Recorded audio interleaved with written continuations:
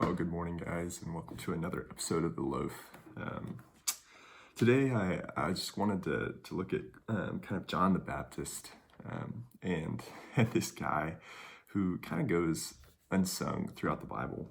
And maybe you don't know, but John the Baptist was a cousin to Jesus, and I know many of you probably have cousins. And I don't know about you, but growing up, me and my cousin had this kind of interesting relationship where it was this kind of competitive edge because we were the same age and enjoyed some of the same things, and so we would constantly find ourselves having these kind of quarrels or fights as we began to try and be the best in our family or impress our extended relatives or things like that.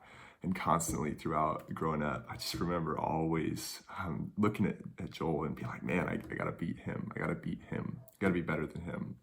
And, we've gotten past that, and now he's one of my great friends. But I remember just that feeling of competitiveness with that cousin. And for John the Baptist, I mean, this guy's kind of at a disadvantage, right? His cousin's Jesus, and that's kind of hard to beat.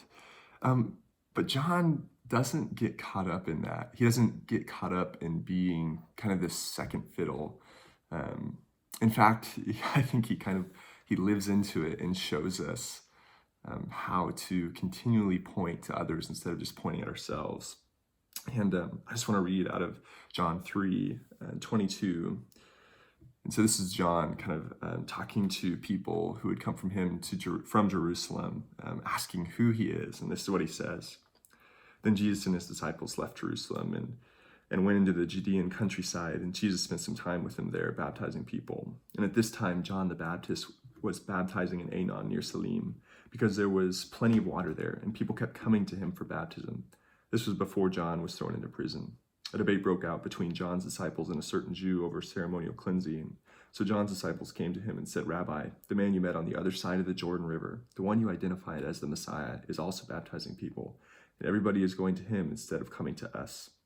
John replied, no one can receive anything unless God gives it from heaven.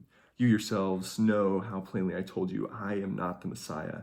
I am only here to prepare the way for him. It is the bridegroom who marries the bride, and the best man is simply glad to stand with him and hear his vows. Therefore, I am filled with joy at his success. He must become greater and greater, and I must become less and less.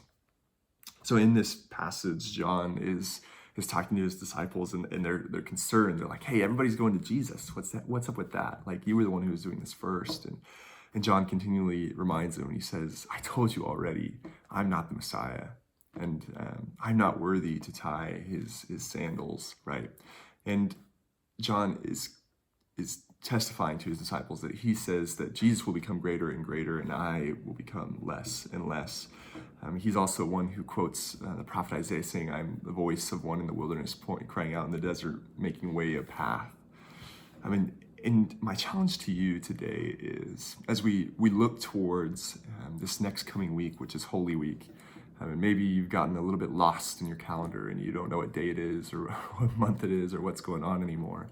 But this next week is Holy Week leading up to Easter. And as we think about even tomorrow, Jesus' triumphant entry into Jerusalem, in what ways are we making a pathway? In what ways are we crying out in this desert?